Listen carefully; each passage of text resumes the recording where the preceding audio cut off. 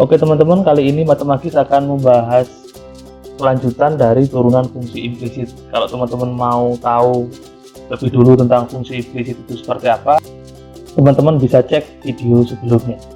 Di sini sudah ada dua fungsi implisit.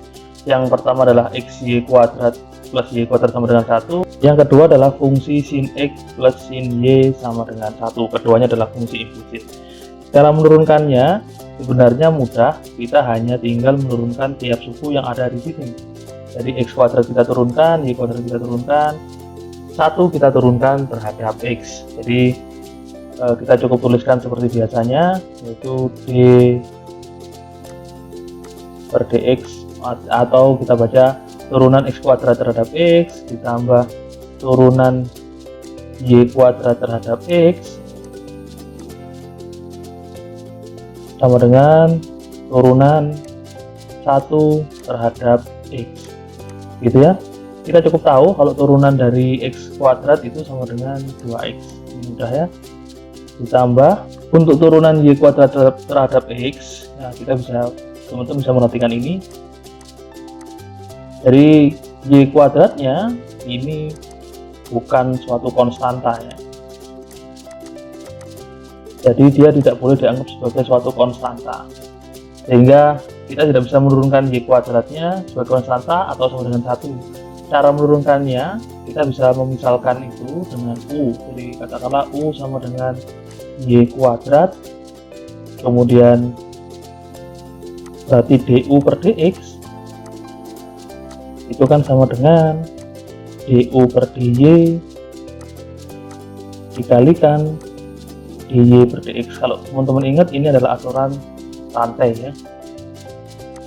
Kemudian tinggal kita masukkan saja u nya, d y kuadrat diturunkan terhadap y dikali dy per dx, sehingga hasilnya, karena ini sudah y kuadrat diturunkan terhadap y, maka hasilnya adalah 2y. Jadi teman-teman dikali dengan dy per dx. Nah, kalau teman-teman perhatikan, sebenarnya menurunkan suku y kuadrat ini seperti biasa saja, diturunkan terhadap y kemudian dikalikan dengan dy per dx. Kita tuliskan di sini 2y kali dy per dx sama dengan turunan 1 adalah 0, sehingga ini kita bisa manipulasi secara aljabar. Kita dapatkan dy per dx itu sama dengan min 2x per 2y, atau sama dengan min x per y. Nah, ini adalah turunan fungsi implisit x kuadrat plus y kuadrat sama dengan 1. Kemudian di bawahnya turunan fungsi sin x ditambah sin y sama dengan 1, caranya sama. Jadi kita turunkan terhadap x setiap sukunya, mulai dari sin x ya.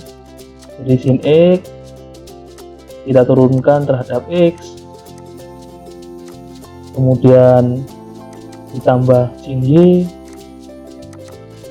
kita turunkan dia terhadap x juga, sama dengan, nah satunya juga kita turunkan terhadap x, d1 per dx. Nah teman-teman bisa lihat ini, kalau dia diturunkan terhadap x maka hasilnya adalah cos x. Nah teman-teman ingat tadi bahwa sebenarnya menurunkan suku yang memuat y itu tinggal diturunkan terhadap y, yaitu cos y, kemudian dikalikan dengan dy per dx sama dengan 0. Dengan manipulasi aljabar kita langsung bisa tahu kalau dy per dx itu sama dengan min cos x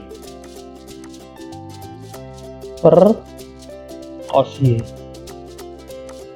Nah ini turunan fungsi implisit dari sin x plus sin y sama dengan 1. Oke, begitu teman-teman, mudah kan?